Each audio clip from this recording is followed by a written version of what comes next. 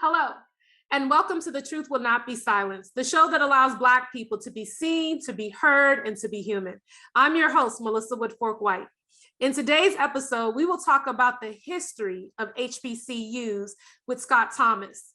We'll discuss the controversial topics of HBCUs and bring awareness to the rich history and importance that needs to be shared that allows us to be seen, to be heard, and to be human.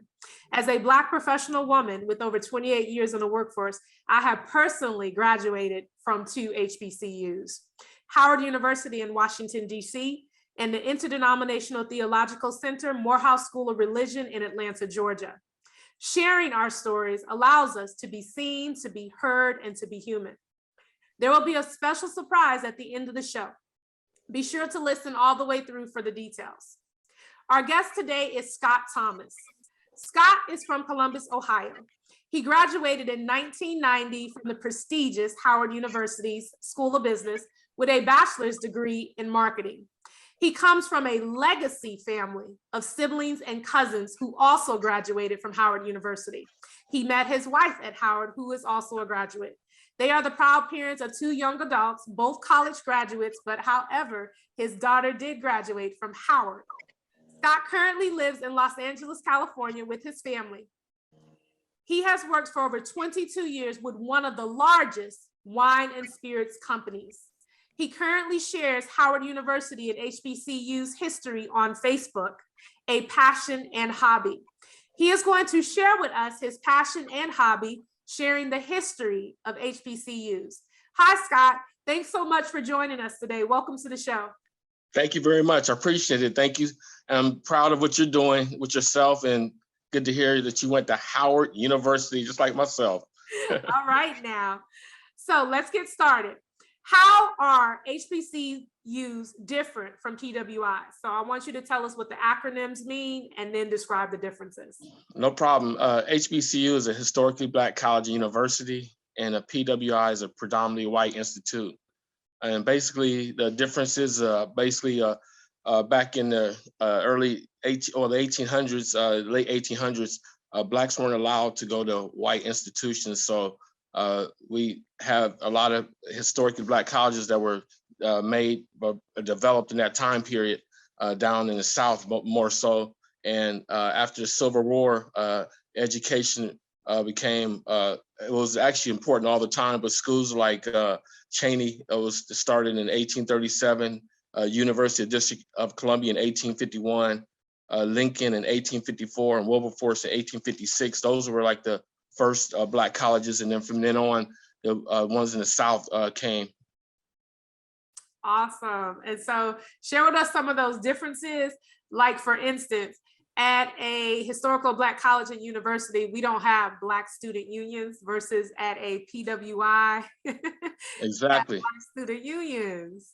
Exactly. No question. The thing about an HBCU, the whole school is your school. It's not like, one section, one corner, one day you have it. It's the life, the whole school, the lifestyle. And, the way you wear your hair, the clothes, no one's going to come up to you and touch your hair and say, hey, what's, this? I mean, you feel at home, so it's basically home. And when you go visit someone's house, you feel like a visitor. And the PWI is, you feel like a visitor. It's not necessarily your home, you just, and me growing up, and I grew up in Columbus, Ohio, and I went to Ohio State a lot. Homecoming wasn't a big deal to us because it wasn't our homecoming, quote unquote, because the events weren't for us. So when I went to Howard, it was the total opposite. I mean, I was like, hey, everything was for us. The concerts, the step shows, everything, and the vibe. You could just feel it, the vibe in the air. It was just for us. I will tell you, just from my own personal experience, going to Howard University, I can speak from the fact of a PWI and an HBCU because my older sister graduated from the University of Michigan. And so I can say from my experience, what you're saying, that is true. Homecoming was not a big deal to her. It was like Michigan, University of Michigan is a Big Ten school. So of course it's a big deal to everybody else, but it was like they had their Black student union.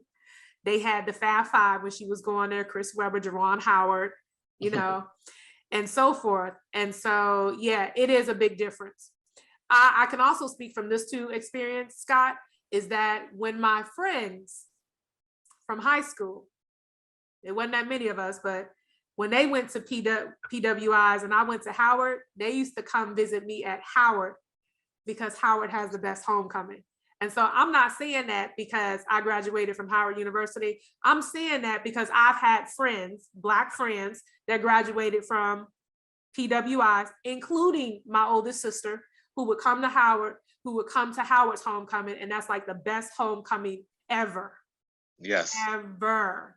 Yes, no question. And so, and that's another thing, we get more visitors, you know, and it shows you, I mean, where you're going to spend your free time, you know, your free time, you want to make it count. You don't want to go somewhere that you're not going to have fun. So, you know, why would you leave your own school if there's something was popping off there, you know, which is not, you know. And you brought up, and this is a fact, what you just said, there are a lot of people that don't go to Howard that come to Howard homecoming. Yeah. And it is a big event in Washington, D.C. I mean, like, you got Howard parties from north, south, east, west of Washington, D.C. going on. Right. So the key with that is that's homecoming, but imagine if you went there every day, which we did. Now, it's not going to be homecoming level, but it's still parties and people hugging and handshaking daily. I mean, yeah. We get that every day. I mean, I shook so many hands and got so many hugs in one day. Mm-hmm. I mean, it was unbelievable. And it's true love. Just, I mean, it's unbelievable. That's why we're having this conversation. You do not see that day in a regular day in a regular world. I mean, I hear people say all the time, it's not the real world. Well, thank God. I mean, I'm glad. I mean, I wish it was the real world, but I'm glad that I experienced it, because some people never experience what we do on that level. And I would say in describing those differences, you did touch on how at an HBCU, and we're speaking from an HBCU Howard University perspective, is that the fact that we get to be whoever we are. And I'll give you a prime example using myself. Like, I don't feel like I have to conform, because I did get I have 3 advanced master degrees, and I did get one of them from a PWI. Congratulations. And so it was a drastic big difference, drastic. And we're not just talking about a PWI, we're talking about one of the Big 10. Right. And so with that being, and we're talking about one of the Big 10 where you live. Yeah.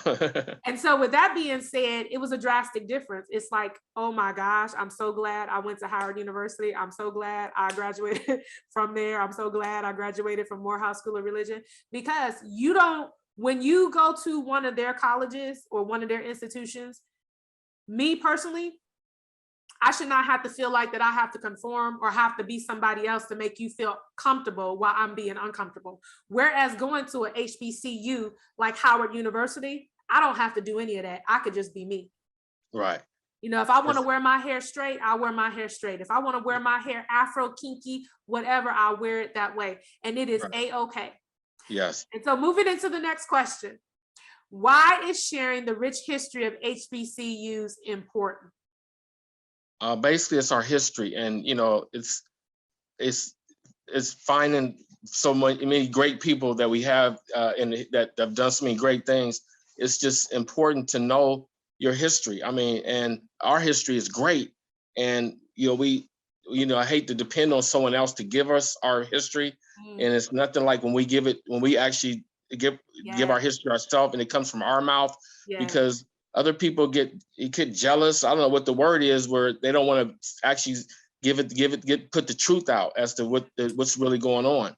You know, so we have some great people that have done great things at a tough time in our society, and they've done outstanding things, and it's really inspirational, the fact that they can do something in 1930, in the 1800s, and here it is 2022, but we got all these. You know, we're spoiled basically with all the stuff we have, and they didn't have hardly anything, but they still were able to make it and get degrees similar to what you were able to do. And congratulations to what you've done. But I mean, there's the first Black woman, the first Black man that done this, that, and the other. It's unbelievable. And like I've in my research, I found that these people have done other things. They're only famous for these things that we know about, but they've done other things in their life that are not even not written or not even popular.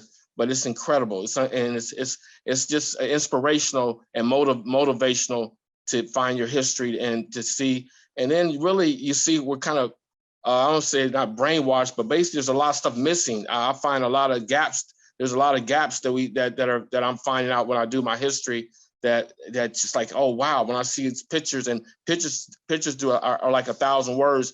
When you see the picture, you see the clothes, you see the demeanor. I mean, it's unbelievable the way they dress, the way that they stand, and it's just mind blowing. And you know what? I am in agreement with you. If history was taught as in the way history happened, I don't think today would be the way that it is.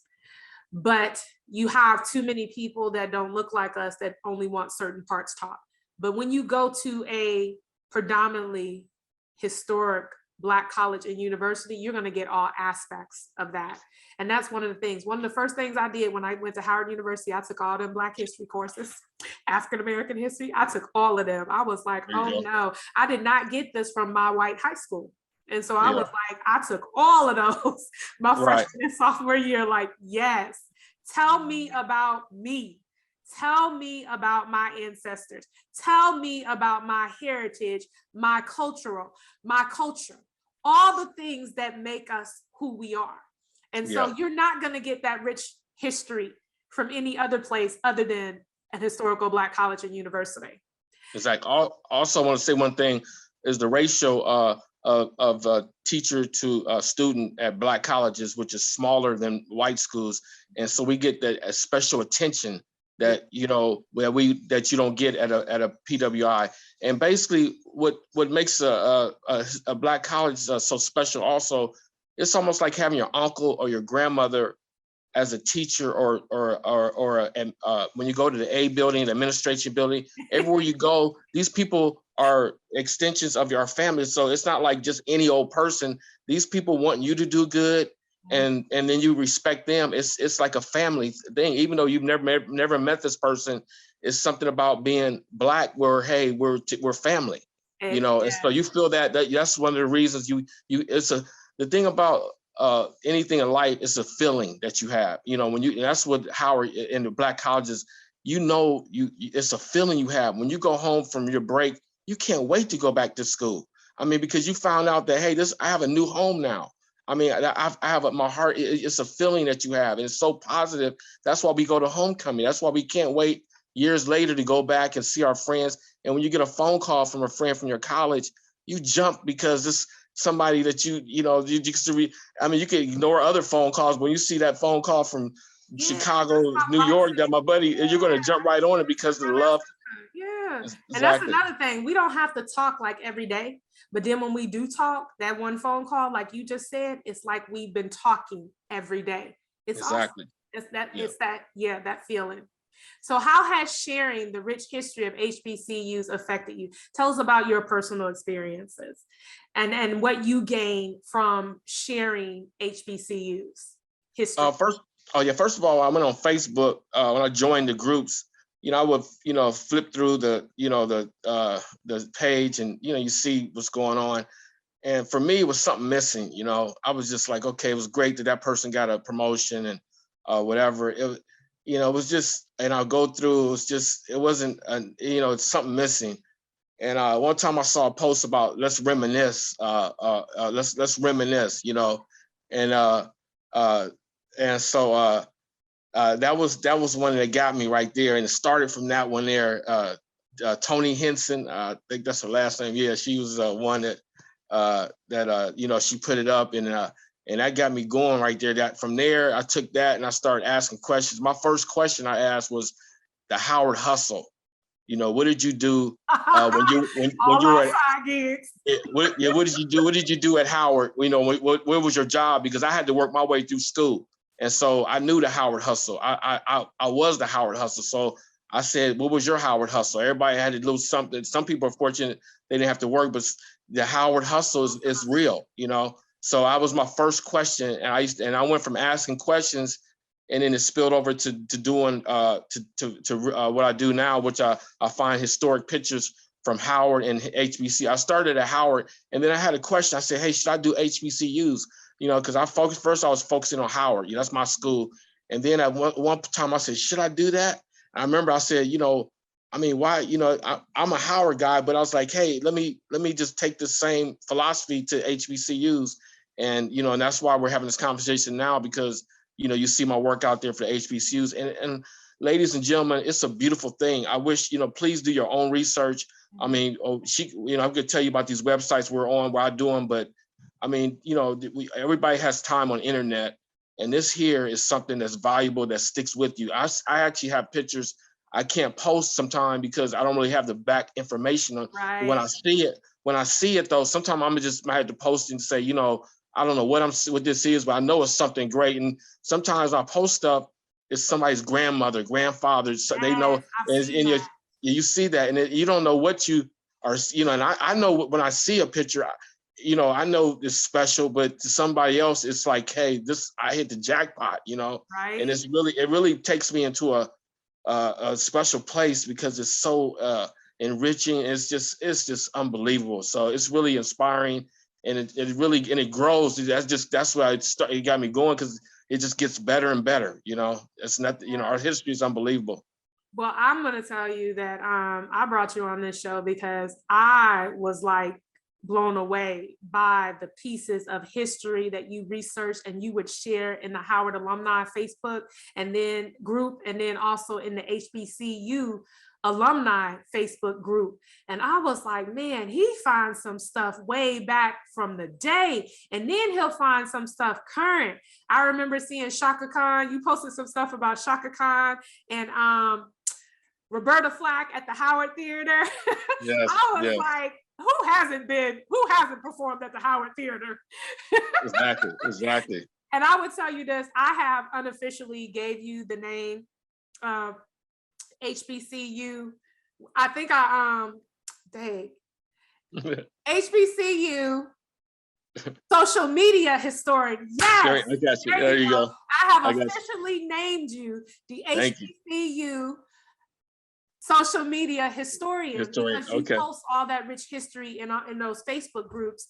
And I mean, and you post those questions that have us reminiscent about the times that we were at our HBCU and about the time that we were at Howard. And then you see those pieces, like I've read your posts, get a whole lot of comments and a whole lot of feedback, like, man, you made me go way back. And then like the gems you say that when you would post those, it's somebody cousin that they didn't know they had, or relative long lost. And it's like you bring that history together for a lot of people.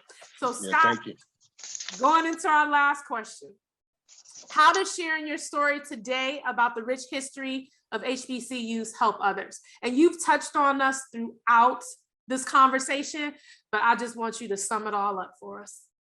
Yeah, no problem. Basically, you know, it's you know, when you do your research, let's say you buy a car or you do whatever, you want the best. You know, I mean, you know, I mean, first of all, it's like, you know, you have to ask yourself, what are your, just like yourself, you know, you're a perfect example because you sought out Howard because it was the best school, okay? And you know, it didn't necessarily be Howard, but just something that fits, somewhere that you know you're wanted. You know, at an HBCU, you're wanted. It's made for us. I remember interviewing at Howard for when companies come to Howard, they are looking for a Black person. They came there because they know that it's a Black school. They came there to get a top Black person. When you go to a white school, they're looking for numbers. They're not necessarily looking for a Black person unless you just happen to be a superstar and you just, you know, blew everybody out. But they're not looking. They're looking to get 10 people or 5 people. It's not a Black person. Piece. Exactly. So with us, exactly. So when going to Howard, to know that somebody's actually looking for you. I mean, they actually came there. Yeah, exactly. And then your instructors, they're going to tell you things even before that to help you say, hey, they're going to pull your shoulder. Hey, you need to do this, that, and the other. And we have personal relationships with our instructors. We don't. It's just not, you know, that we know them and they're going to tell us things about the real world and give us. So we get at Howard, or you know, hopefully for other Black colleges, Now we get the regular education and we get the real world education. So they're not just going to talk about, the book. They're going to talk about how this is going to relate to us as us going in the world, because the book is written, not necessarily all of them are written by a Black person. So they translate it to us like, oh, this needs to happen. So I have one instructor who wouldn't let us in the door. We had to be on time to class, and he stood at the door. He stood at stood at the door, and it gets closed. You get a 0 if you're not there. I mean, that's being on time. You have to respect time and little things like that. And then internships, and give you an instructor giving you a lead for internship or just information, but it's love though, and it's care, and you know that when people love you, and it's the same with your classmates. My daughter went to Howard, and they trade jobs off. When they quit, when one person quits the job, they tell the other person, say, hey, you want this job? And I'm like, wow. I mean, the networking is unbelievable. And that's the other part people don't realize about after Howard or after HBCU. It goes on forever. It's not just your 4 years. I posted something before about PWIs are for 4 years and HBCUs are for life. Yeah.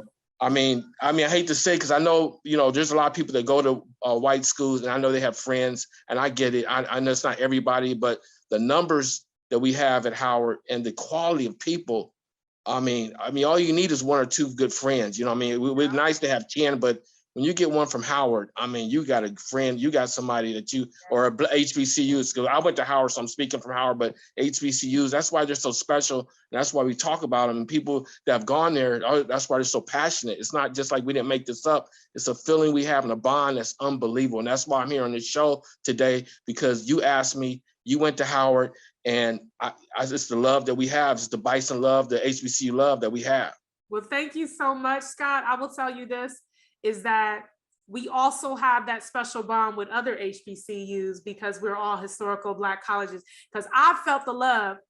I know I got the love from Howard University, but I felt the love from other HBCUs. I have friends that graduated from Kentucky State University, that graduated from Morehouse, Spelman, that graduate. And I'm saying it's not the same, because, we all have our little specialties and, our bonds, but at the same, we all have love for each other. And exactly. So with that being said, I want to thank you. Hey, one thing I want to say real quick. Yes. Can I say one thing before you?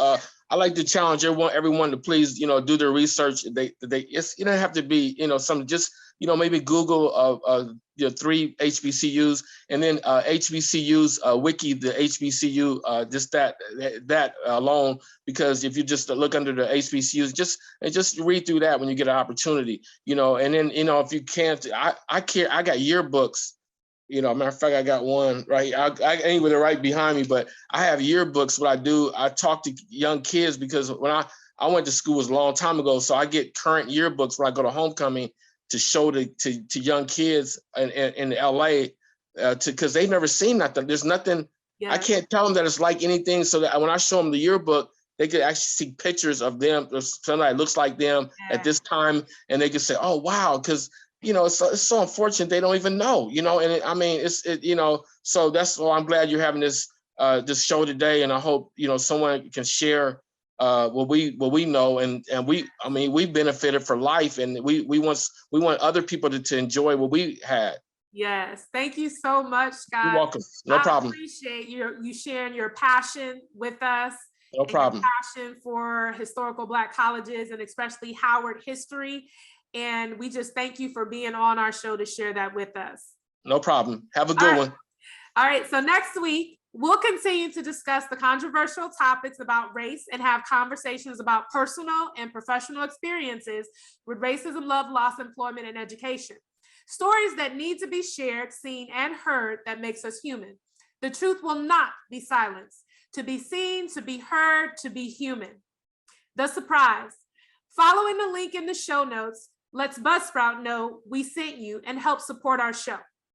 Buzzsprout is the best way to launch a professional podcast.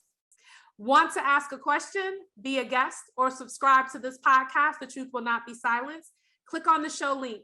Thank you for joining us today.